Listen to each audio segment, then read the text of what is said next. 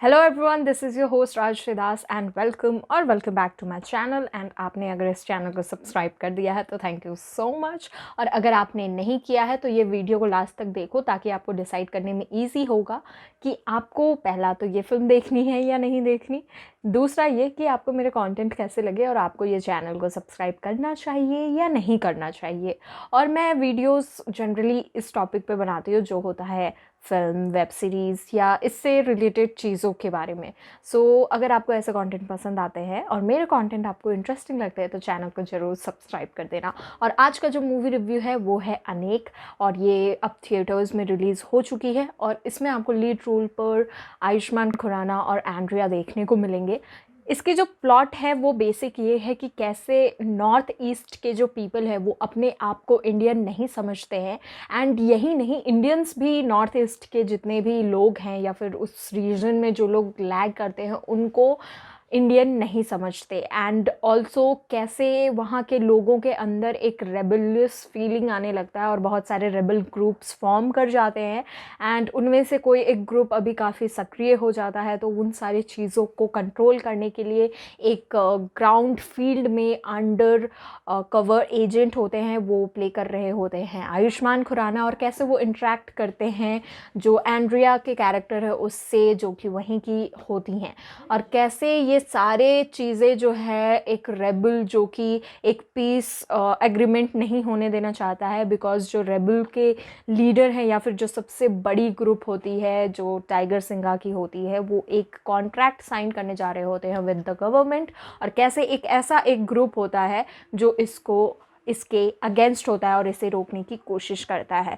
Basic plot line इसी के इर्द गिर्द घूमती है। एंड इसमें ये भी दिखाया गया है कि कैसे जो life of north east people है वो इन सारे चीज़ों की वजह से कैसे हैम्पर होता है या कैसे इफ़ेक्ट होता है।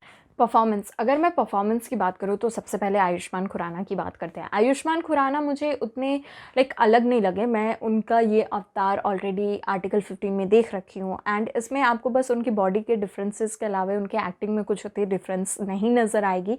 जो आर्टिकल 15 में वो रोल कर रहे थे एंड उसमें दलित लोगों के बारे में जानना एंड उनके प्रॉब्लम्स को समझना, लोगों से इंटरेक्ट करना, जो चीज़ें वहाँ चल रही थी वही यहाँ पर भी चल रही है। एंड उनके कैरेक्टर ग्राफ उतनी ज़्यादा नहीं बढ़ती है।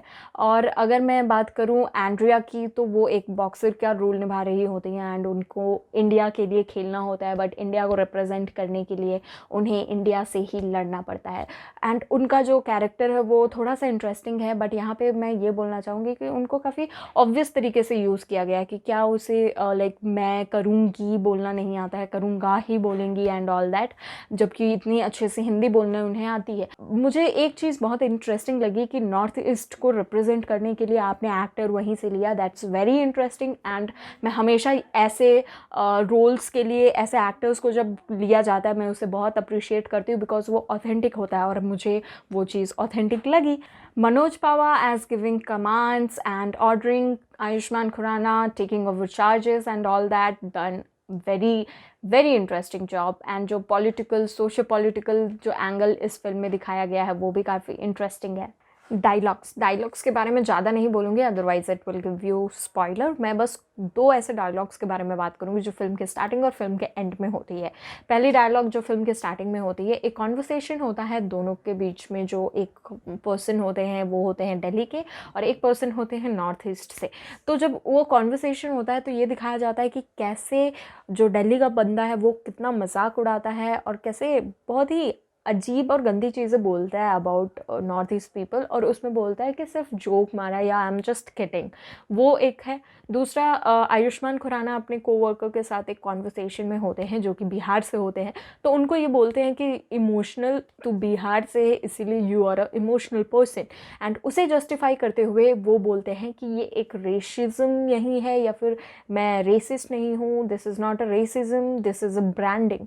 तो ये दो डायलॉग्स जो है वो फिल्म के स्टार्टिंग स्टार्टिंग में आपको सुनने को मिलेंगे। लास्ट का जो कॉन्वर्सेशन है वो मनोज पावा और आयुष्मान खुराना के बीच के कॉन्वर्सेशन से रिलेटेड है। अब देखो उसमें आयुष्मान खुराना मनोज पावा को ये बताने की कोशिश करते हैं कि कैसे हर एक इंडियन होना चाहिए, किसी को भी अपनी आइडेंटिटी या फिर उसे प्रूफ करने की ज़रूरत नहीं होनी चाहिए कि वो एक इंडियन है। वो in context of like boxing जो कर रही होती है एंड्रिया, जिनके कैरेक्टर होते हैं, वो कैसे लाइक अपने करियर में आगे बढ़ती है, उससे कॉन्टेक्स्ट में वो ये बता रहे होते हैं कि कोई भी इंडियन एक इंडियन होता है, उसे प्रूफ करने की ज़रूरत नहीं पड़नी चाहिए। उसी पे मनोज पावा बोलते हैं कि I agree but, and the movie ends there. तो वो चीज़ ना मुझे बहुत इंटरेस्टिंग लगी जिस तरीके से एंड किया है, because there will always be a but किंतु परंतु ये तो रहेगा ही इंडिया में। तो वो चीज़ काफ़ी इंटरेस्टिंग है। एंड बहुत सारे ऐसे डायलॉग्स हैं जो like peace is just a hypothesis, या फिर किसी का पीस किसी और के लिए क्योस बन जाता है। ये सारी चीज़ें आपको फिल्म के थ्रू आउट आपको देखने को मिलेगा।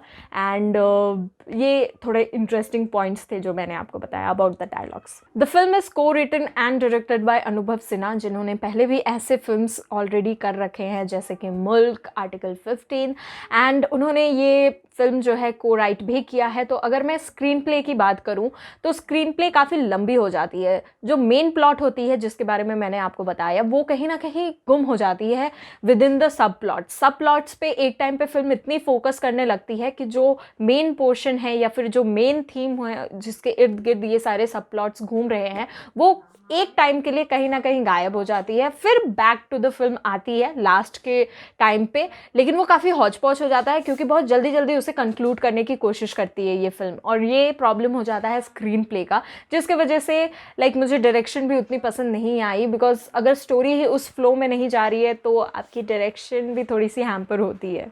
Lighting and cinematography is very interesting. यहाँ पे दोनों का तालमेल बहुत अच्छे से जुड़ता है। एंड यहाँ पे मुझे आर्टिकल 15 की सीन्स और लाइटिंग्स को देख करके याद आ जाती है, ऑल्सो बिकॉज जो आर्टिकल 15 के सिनेमेटोग्राफर हैं उन्होंने ही इस फिल्म की भी सिनेमेटोग्राफी की रखी है। एंड ऑल्सो जो नेचुरल लाइट्स में जो सीन्स शूट किए गए हैं वो काफ़ी इंटरेस्टिंग है, आपको काफ़ी नेचुरल लगेगा और काफ़ी इंटरेस्टिंग लगेगा। एंड अगर सिनेमाटोग्राफी की ही बात कर रहे हैं तो ऑब्वियसली हमें कैसे भूल जाए कि नॉर्थ ईस्ट का जो सीन्स है, जो हिल्स है, माउंटेन्स है, जो गांव हैं, उधर के लोग जो है उन वो ट्रेडिशन, वो कल्चर उसे कैसे दिखाए, तो वो सिनेमाटोग्राफी के द्वारा बहुत अच्छे तरीके से दिखाया गया है। आपको सारे सीन्स फिल्म में देखने को मिलेंगे। तो ये फिल्म में बेसिकली आपको इंटरेस्टिंग ये चीज़ लगेगी कि कैसे नॉर्थ ईस्ट के लोगों को यहाँ पे रिप्रेजेंट किया गया है और कैसे उसकी स्टोरी को यहाँ पे दिखाया गया है। बिकॉज मेन स्ट्रीम मीडिया में कभी भी ऐसा कोई एक फिल्म नहीं बना था जिस पे ये सारी चीज़ों के बारे में बात की जाए, तो वो आपको बहुत इंटरेस्टिंग लगेगी। एंड उसकी स्टोरी को आप बहुत ही रूट लेवल तक जा कर के समझ पाओगे, ये फिल्म वो काम करती है। एंड यहाँ पे आयुष्मान खुराना कुछ आपको उतने नए रोल पे नहीं देखने को मिलेगी, उनकी acting is just like any other film, and direction भी उतनी कुछ खास नहीं है। like everything is just decent and quite like likable thing, but extraordinary यहाँ पे कुछ नहीं है। I hope ये सारे पॉइंट्स से आप डिसाइड कर पाओ कि आपको ये फिल्म देखनी है या नहीं देखनी है। सो thank you so much for watching this video. अगर आपको ये कंटेंट पसंद आई तो चैनल को ज़रूर सब्सक्राइब कर देना, it will mean a lot for me. So thank you so much for watching this video. This is your host Rajshree Das signing of.